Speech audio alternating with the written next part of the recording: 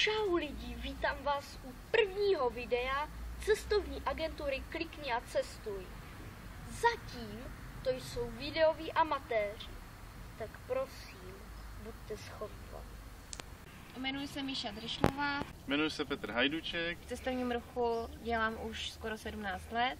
Agenturu Klikni a cestuj mám na starosti už 8. rokem. S Petrem jsme se tady dohodli, že budeme pro vás dělat aktivní, zajímavé akce a začínáme teďka v září. V dopravě už dělám víc jak 18 let a budu se starat o vaše pohodlí během cestování. Autobus je vybaven velkoobjemovým přívěsem, ve kterém přepravíme kola, kočárky, koloběžky. Naše první akce je na Slovensko, jedeme do Liptova, stavíme se v Bešiňové, pojedeme do Tatralandie, Žiarské doliny a Demenovské doliny. Nazvali jsme ho Aktivní babí léto. Budete se moct koupat, jestli vás baví turistika, můžete jezdit na kole, můžete si vzít koloběžku. Je jenom na vás, co si vyberete.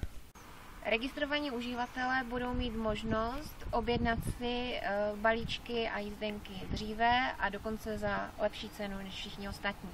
Nezapomeňte se proto prosím registrovat dole pod videem. S námi, protože nás to baví.